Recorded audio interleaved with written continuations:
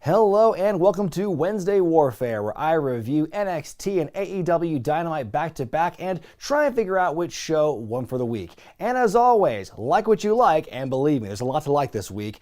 Don't be a dick. NXT opens up with Johnny Gargano and his new heel theme versus Dominik Dijakovic. Maybe it's a Mandela effect kind of thing, but I swore that Dominik's first name was spelled with a C at the end for a long time, and now I'm seeing it as a K for the last few weeks. Am I just tripping, or has that changed recently? Anyway, this is a good match. I love the physicality here, and Gargano being able to hold his own in the match. At one point, Candice LeRae, Johnny's wife, comes in, provides a distraction. I mean, Gargano's busting out all of the biggest things from the heel 101 playbook. He's got his wife making a distraction. He's grabbing the tights. He's trying to take the turnbuckle pad off. I'm surprised he didn't rake the back or call the non-existent fans white trash in a pre-match promo. Anyway, in the end, he Hurricane Rana's Dijakovic into the exposed turnbuckle, hits his springboard DDT, which he now calls the one final beat, to win the matchup here. I thought it was a good opening match, but I thought they cranked up the heel-ness of Gargano a little too much. It was laying a little too thick, in my opinion. Imperium cutting a promo. Eichner and Bartel say that Matt Riddle and Timothy Thatcher are besmirching the good name of the NXT tag titles. Good little regalism there.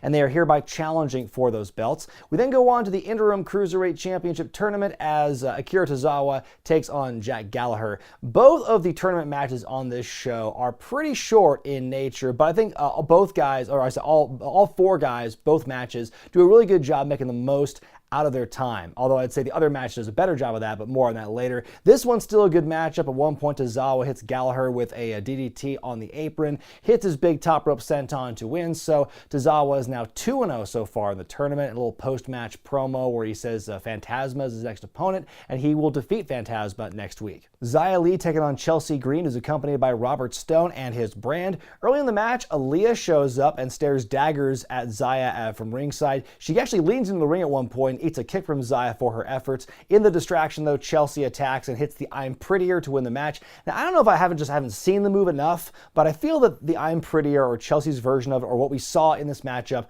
was, to put it bluntly, it was pretty ugly for an I'm Prettier. I just didn't get the move. Didn't look like Ziya took it very well, and so, yeah, that kind of soured me on it. But Chelsea wins, and then afterward, we see Robert helping Aaliyah up at ringside, and so she kind of goes on her merry way. So are we seeing Robert Stone maybe recruiting somebody else? I'd love to see this kind of all ladies stable basically headed up like a male manager. That'd be kind of an interesting dynamic. We haven't really seen that before that I can think of.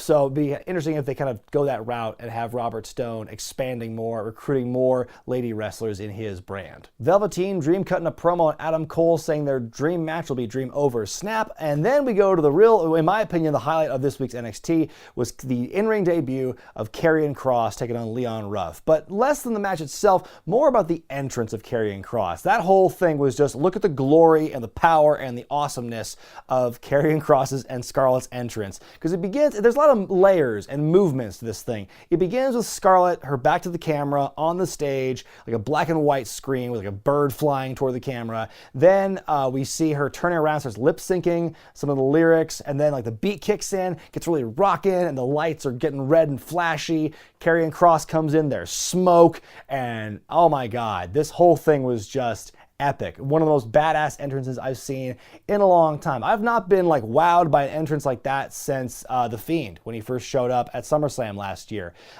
It was just really cool, and I can't wait to see that kind of entrance in front of a live crowd because it was totally badass. And so anyway, Kross destroys Ruff with a couple of suplexes, puts his finisher, the Cross jacket on, and Leon taps out immediately. So yeah, announcers are going nuts on commentary for Karrion here. They're just gushing over him and his power and his presence.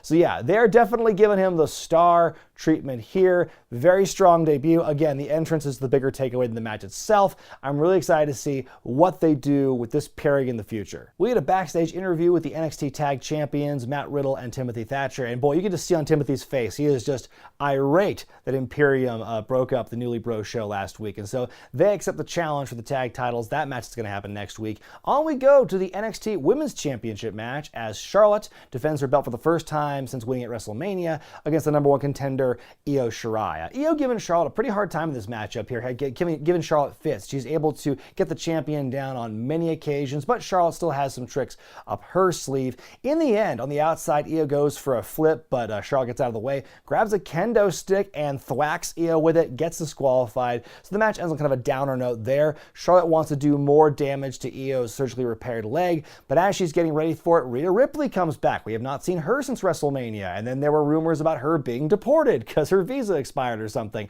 And she comes back here with a vengeance, chases Charlotte off, and then there's this confrontation with her and Io where Io's yelling at her in Japanese, and Rhea just keeps telling her shut up as they kind of like walk up the stage, up the ramp separately. And then after the break, we get this post-match promo where Rhea says she wants a rematch with Charlotte and everything. Says, yeah, Charlotte beat me on one night. We'll see how she does again. Io gets in her face. There's a shoving match and there's a pull apart and everything. I'm excited to see Rhea Ripley back.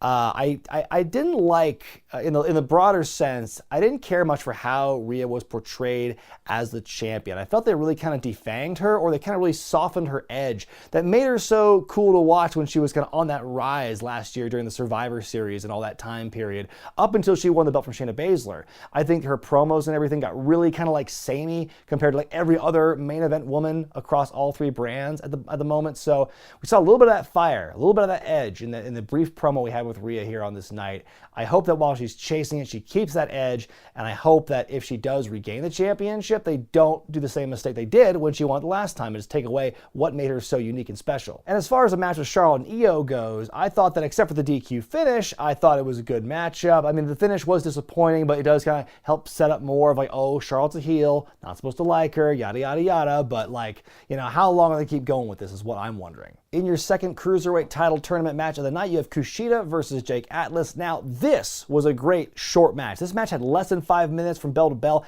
and they go fucking nuts the entire time. Just go crazy. There's a lot of great athleticism, lots of speed, lots of high flying. In the end, Atlas goes for a dive, but Kushina catches him in an armbar, and Jake immediately taps out. So Kushina looking pretty good here. He is also 2-0 in his group for the tournament. But yeah, I love this match. Finn Balor appears on stage, looks to be delivering a keynote address by cutting his promo at a podium, and he basically just issuing a warning to the guy who attacked him 2 weeks ago, saying, if you attack the guy, you get the push, but then the bell rings, you're one-on-one with the prince. And he warns the guy, if you face me in the ring, it won't be a push, it'll be a squash. Well, Vince Russo has struck again. We then go to our next match as Cameron Grimes takes on Denzel DeJournette. You know, I mocked his gear a couple weeks ago when I saw him on Raw for the first time, but I gotta give him credit, because now when I see that singlet, I know right away who it is. So good on you, Denzel. Anyway, it's a big squash match. Cameron wins with the cave-in within like 30 seconds of the match beginning. Then afterward, Cameron on the mic, and he's talking trash, saying he deserves better than this kind of competition.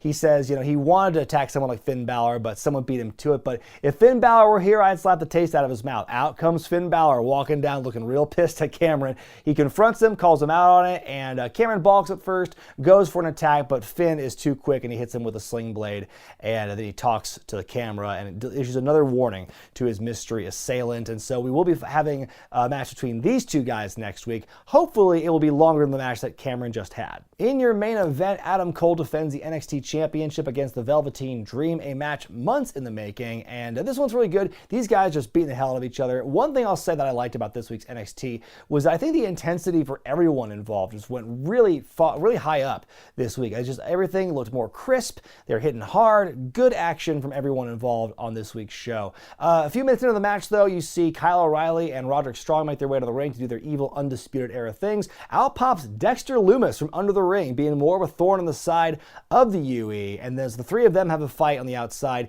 In doing so, the referee gets taken out by a flying Undisputed Era member from Dexter Lumis. Very creative ref bump. I don't think I've seen one like that before. But anyway, of course, Dream hits the Purple Rainmaker. Referee is out. Dream dives onto everyone on the outside, comes back into the ring. Cole hits him with a super kick and the last shot to win and retain. It was a great match. Heartbreaker of a finish, though, and it's just, that's just the more of the MO of the Undisputed Era. Makes me wonder now, who is the next person to challenge Adam Cole for the championship? Will we see Dream get a rematch? Will Dexter Lumis just randomly throw his hat in the ring? Like, who really? I think the field right now is kind of wide open.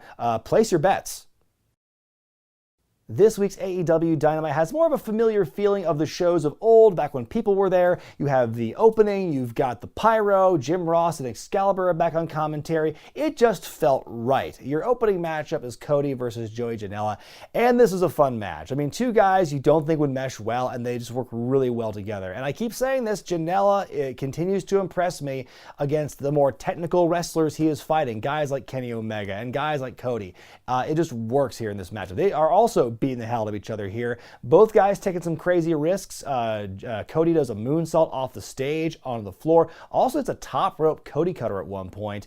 Janella is looking strong in this match as well. He really gives Cody a run for his money. Ultimately, though, the crossroads is what falls Janella here. Like I said, this was just a fun opener. We get a neat little hype package about like the state of the women's division right now, starting with here's Nyla Rose as the women's champion, and here are some of the up-and-comers looking to challenge her. You've got a little emphasis on Britt Baker, on Hikaru Shida, and on Penelope Ford. And then we go to our next match as Nyla's in action for the first time in a long time against Kenzie Page. Before the match begins, she's got like a pre-match promo with Tony Schiavone, gives him a verbal lashing before she gives the 18-year-old Page a physical lashing, hitting the senton from the top and multiple power bombs to win. So yeah, Nyla Rose is back in action, looking very dominant as usual. We get a great promo from MJF on a green screen where he's sitting, he's drinking wine, and he says this 24-year-old kid has more it in his little finger than most of his haters, his insecure haters do in their entire body. He says he'll be in action next week. And then we get this pre-recorded promo from Shawn Spears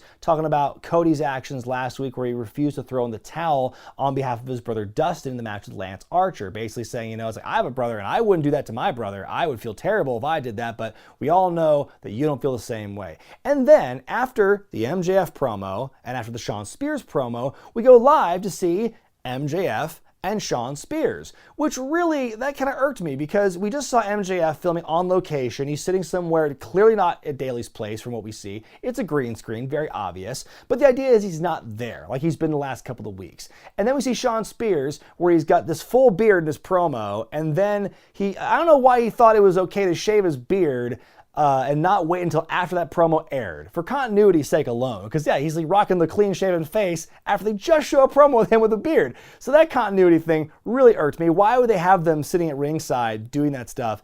The timing of it, I think, is what irked me the most. How close all these promos were together with this segment here with Tony Schiavone. So Schiavone's there interviewing them, and MJF and Spears are hyping each other up, and it's great. And then Schiavone announces just at the end that, oh, by the way, MJF, you're going to be in a match with Jungle Boy, Double or Nothing. And MJF does a spit take. Shawn Spears does a really funny reaction face right into the camera for a while, like it's very sustained, and that's very entertaining. So yeah, I like that little bit there. I think the pre-tape promos are stronger than what we saw live, but again, why would you butt those two right together? In his first singles match since January of last year, we see Kazarian, who's accompanied by SCU and hair on his head, taking on Jon Moxley in a non-title matchup. This was another great matchup. Lots of great back and forth here. Kaz gets his knee worked over a lot, but he's able to have a lot of fight. At one point, he gets Moxley tied up in this really cool-looking submission move. Anyway, a great competitive match here. In the end, though, Moxley wins with the paradigm shift. But right after the match is over, the Dark Order come out and do a whole gang beating on Moxley.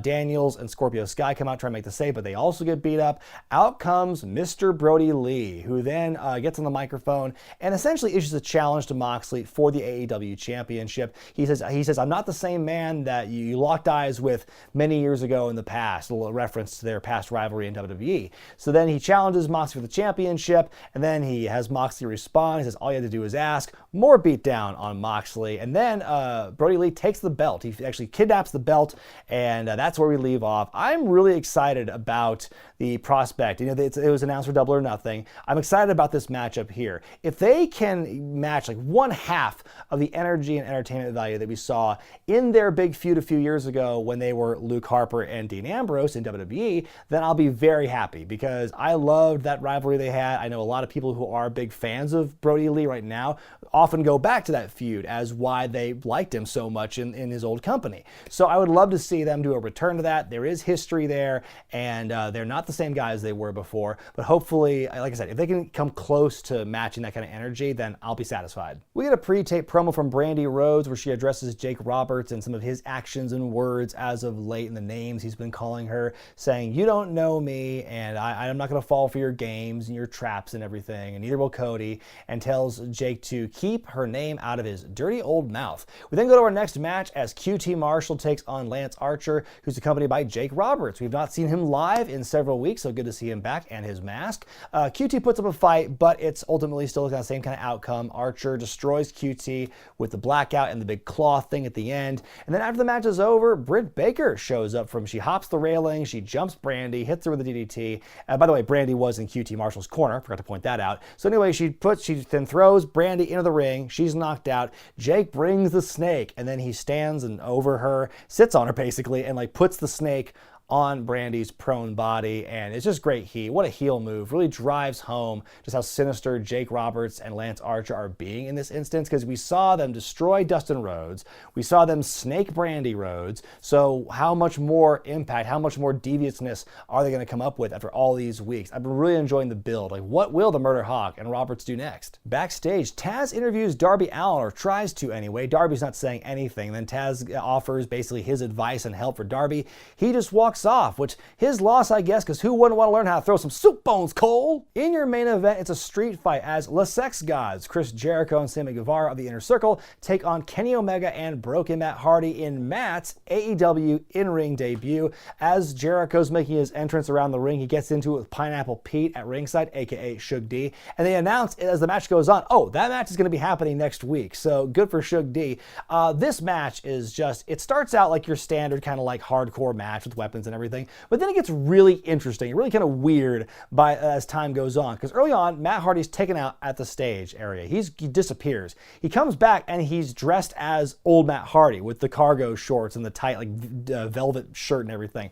So he's more of the split personality Matt Hardy. So they fight for a while. They make their way to the concourse area. By the way, at one point there's like a top rope splash or top of the ladder splash from Hardy through a table on Sammy Guevara. Sammy is the MVP of this match because he takes some of the biggest, most insane bumps of the entire match. More on that later. So anyway, Jake Hager's also involved, and they make their way to the concourse area. Matt Hardy is shoved into an ice chest after they attack each other with a bag of ice. Never seen a bag of ice used as a weapon before in a wrestling match. So they throw Matt Hardy into the ice chest in the concourse area. They do some more fighting. A few minutes later, Matt emerges again as Broken Matt Hardy, and he is Damascus. And so, again, more of the costume changes. He gets into this golf cart, or this kind of like this cart area. He drives down and he clips Jericho, and then he and Omega turn around. I'm surprised it wasn't a 3-point turn. And they turn around, they chase Sammy Guevara. Guevara's like booking it, and he still is getting outrun by the cart. He turns around and just takes it. He just takes all of it. Oh my God, that bump was absolutely ridiculous that Guevara took, getting hit by the cart and whatnot. Omega's on a cherry picker that's raised up, and then he does this moonsault off the top onto Hardy, Jericho, and Hager all at once. Anyway, Proud and Powerful come in, and the numbers game is too much. Hardy is powerbombed through the table, and then Omega is powerbombed to the top of the roof of the cart, and so they are defeated. The Inner Circle win, and then to close it all out, they're right by, like, you can see the view of the stadium the Jaguars play in, and on the big screen we see the Inner Circle logo, and they throw up the double deuces as we fade to black. This was an insane match, and Kenny Omega on Twitter described it as DDT style, DDT Pro, and that's kind of stuff they did. Like, they did the wacky stuff, and like that's what this was. But it was still violent, it was still entertaining. The stuff, the dual personality with Matt Hardy changing characters was so out there, but like we've seen hints of that in his promos lately, where he will change his persona mid promo, and it was wild, it was fun.